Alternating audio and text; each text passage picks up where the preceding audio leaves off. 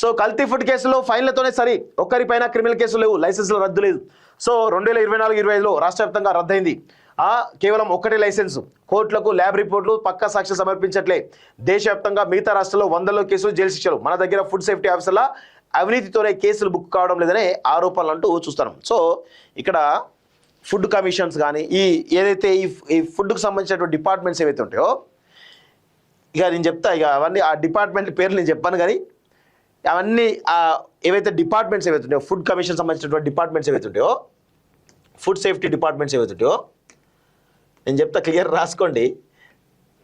ఈ డిపార్ట్మెంట్ ఏం చేస్తే తెలుసా, వీళ్ళందరూ కూడా ఫర్ సపోజ్ ఇప్పుడు మనం ఉన్నది Srinagar colony zone. So Srinagar కాలనీకి సంబంధించి శ్రీనగర్ కాలనీ దేనికి కిందకి వస్తుంది, బంజారా హిల్స్ కిందకి వస్తుంది.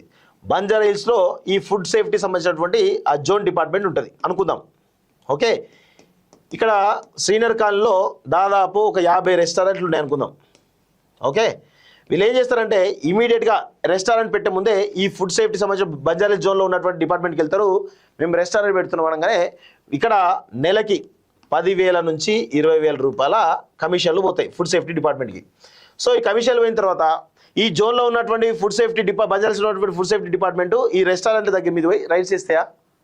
ఒకవేళ ఫర్ సపోజ్ నేను కంప్లైంట్ ఇచ్చిన, ఫుడ్ బాగాలేదని చెప్పేసి కంప్లైంట్ ఇచ్చిన, ఈ ఫుడ్ సేఫ్టీ డిపార్ట్మెంట్ వాళ్ళు ఈ రెస్టారెంట్ దగ్గరికి వచ్చేసి ఏం చెప్తారు, ఎంక్వైరీ చేస్తారు.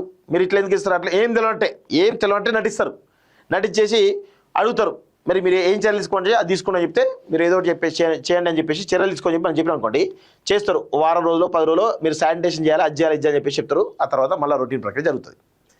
అసలు సీరియస్గా కేసులు పెట్టరు ఫుడ్ సేఫ్టీ డిపార్ట్మెంట్ కట్ట. ఎందుకు అంటే ఇంత పెద్ద ఎత్తున కమిషన్లు వస్తాయి. ఒక్కొక్క రెస్టారెంట్ నుంచే ఇట్లా 50 రెస్టారెంట్ నుంచి ఎంత చూడండి, 10,000 ఇంటూ 50, 10,000 ఇంటూ 50 రెస్టారెంట్లు.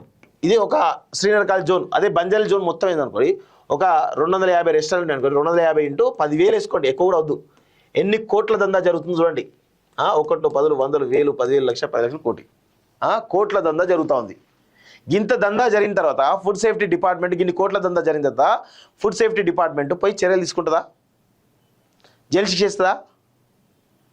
ఈ కమిషన్లు వస్తున్నాయి కాబట్టి ఒక్క కేసు కూడా ఇంతవరకు నమోదు కావడం లేదు. ఎక్కడ, ఈ హైదరాబాద్లో కానీ ఎక్కడ కానీ, ప్రతి జోన్లో ఇదే జరుగుతుంది. Not only Banjara, Jubilee zone అంతే, ఖైరతాబాద్ జోన్ అంతే, లక్డీకపుల్ జోన్ అంతే, లేదా ఓల్డ్ సిటీ జోన్ అంతే. ఇక ఏ దాన్ని తీసుకోండి, అసలు అతిపెద్ద అవినీతి పరమైనటువంటి డిపార్ట్మెంట్ ఈ ఫుడ్ సేఫ్టీ సంబంధించిన డిపార్ట్మెంట్స్ ఇవి. ఒక్కనికి కూడా కనీసం అరే ఫుడ్ వల్ల ప్రజలు అనారోగ్య పాలవుతున్నారు అనేటువంటి సోయి ఒక్కరికి కూడా ఉండదు. మొత్తం అవినీతిమయమైపోయింది.